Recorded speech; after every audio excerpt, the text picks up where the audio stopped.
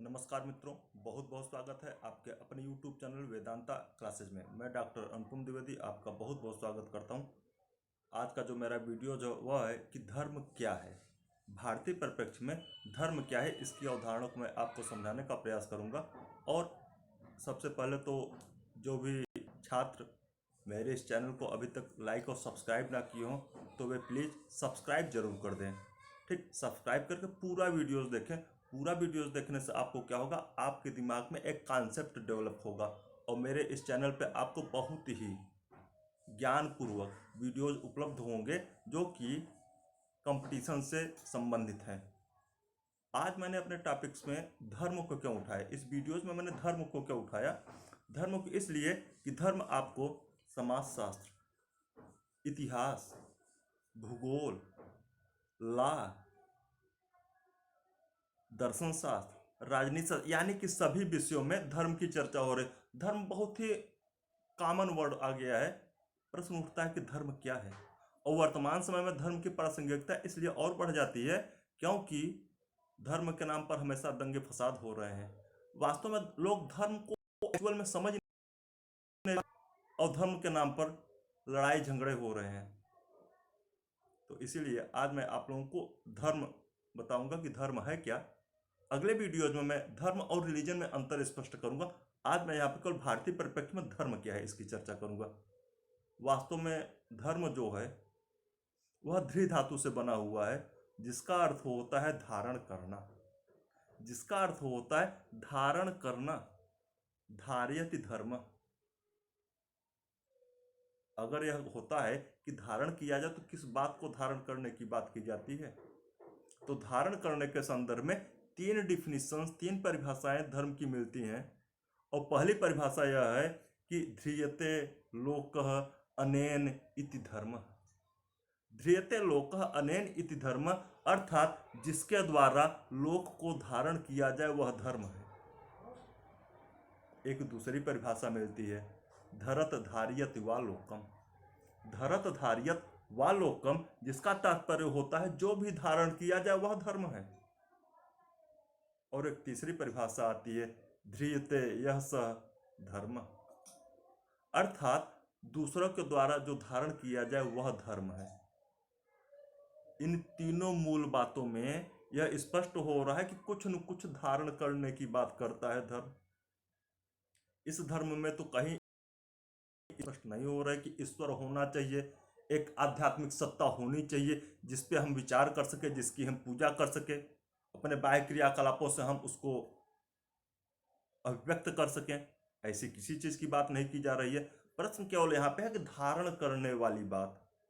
अब क्या धारण करने वाली बात? तो वास्तव में धर्म धारण करने की बात करता है, और क्या धारण करने के बाद अपनी मूल प्रवृत्ति को, बेसिक टेंडेंसीज को धारण करने की बात करता है। जैसे पानी प्यास बुझाती है, अग्नि जलाती है दाहकता, कलम लिखती है। यानी कि पानी की जो मूल प्रवृत्ति हो गई वह है प्यास बुझाना, शीतलता प्रदान करना। अग्नि की जो मूल प्रवृत्ति है वह दाहकता है, जलाना। और पेन की मूल प्रवृत्ति है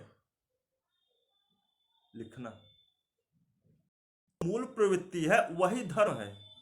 और व्यक्ति के विषय में आता है कि व्यक्ति की क्या मूल प्रवृत्ति है। तब व्यक्ति की मूल प्रवृत्ति के विषय में यह आता है तो होता है कि व्यक्ति की मूल प्रवृत्ति यह है चिंतन करना, चिंतन करना, विचार करना। और अगर कोई व्यक्ति चिंतन विचार करना छोड़ दे तो वह व्यक्ति व्यक्ति नहीं रह जाएगा। मनुष्य एक विचारशील प्राणी है। मनुष्य एक सामाजिक और वैचारिक प्राणी है, बौद्धिक प्राणी है। जैसा कि अरस्तु ने कहा है, यही चीज जो उसकी वैचारिकता है, तर्कबुद्धिता है, बुद्धिमत्ता है, वह उसकी मूल प्रवृत्ति है। और इसी से वह व्यक्ति पशुओं से भिन्न होता है। धर्मेण हीना पशु भी समाना। उस धर्म से विहीन व्यक्ति ही पशु के समान है। प्रश्न उठता है कि वास्तव में धर्म है। ठीक, अगर धर्म की इतनी चर्चा कर रही है तो धर्म के मूल में क्या है? तैत्तिरीय उपनिषद में कहा गया है, तैत्तिरीय आरण्यक में यह कहा गया है कि धर्म को संपूर्ण जगत का आधार माना गया।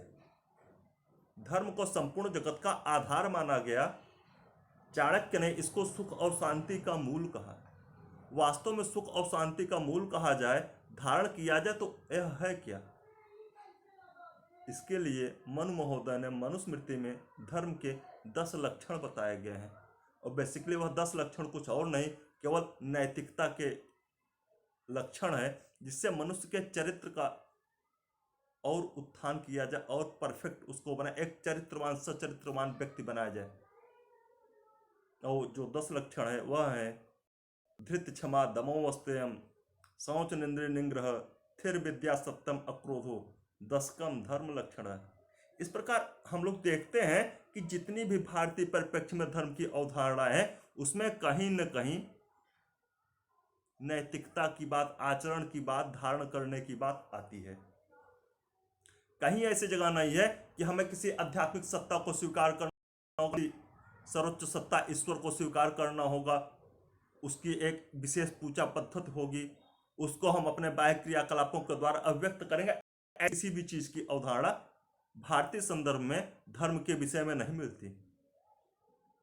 राधा कृष्ण महोदय एक पुस्तक लिखते हैं रिलीजन एंड सोसाइटी, और उस रिलीजन एंड सोसाइटी में लिखते हैं कि धर्म चारों वर्णों तथा चारों आश्रमों के लोगों के द्वारा जीवन के 4 पुरुषार्थों को यथासंभव प्राप्त करने का समूचा नैतिक कर्तव्य है। एक मोरल ड्यूटीज की बात करते हैं कि चारों आश्रमों में 4 पुरुषार्थों को यथासंभव प्राप्त करना ही नैतिक कर्तव्य, प्राप्त करने का नैतिक कर्तव्य ही धर्म है। इन्हीं सब बातों को देखते हुए प्रोफेसर हावल कहते हैं, उनकी एक पुस्तक थी आर्यन रूल्स इन इंडिया में लिखते हैं कि भारतीय परंपरा में धर्म कोई सिद्धांत नहीं है बल्कि आचरण से संबंधित है। धर्म कोई सिद्धांत या विधि नहीं है बल्कि आचरण से संबंधित है। और इसी में धर्म और रिलीजन में तमाम अंतर किए जाते हैं। रिलीजन की चर्चा रेलिगियर, जिसका अर्थ हो, रिलीजन शब्द रेलिगियर से बना हुआ है जिसका अर्थ बाधकता होता है, और धर्म धृ धातु से बना हुआ है जिसका अर्थ धारण करना। एक धारण करने की बात करता है, एक बाधकता की बात करता है। यहीं से इनकी कंट्राडिक्शन शुरू होते हैं। लेकिन आज का जो मेरा वीडियो बहुत ही संक्षिप्त वीडियो कि धर्म क्या है उसको मैंने समझाने का प्रयास किया कि इसमें किसी आध्यात्मिक सत्ता या ईश्वरीय सत्ता की बात नहीं करना चाहिए। इसमें केवल इथिकल वैल्यूज, मूल प्रवृत्ति की बात किया जाए कि कैसे व्यक्ति के व्यक्तित्व को और निखारा जाए।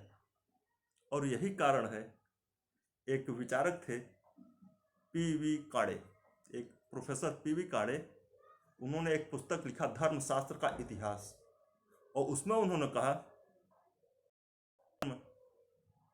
मजहब या संप्रदाय नहीं है बल्कि एक आचार संहिता है। ठीक, तो मेरा वीडियो आप लोगों को कैसा लगा जरूर मुझे बताएं। ठीक, और जो भी अभी तक मेरे चैनल को लाइक और सब्सक्राइब ना किए हो तो लाइक और सब्सक्राइब कर, ऐसे आप लोगों को बहुत ही उपयोगी वीडियोस मिलते रहेंगे प्रतियोगी परीक्षाओं से संबंधित। थैंक यू, नमस्कार।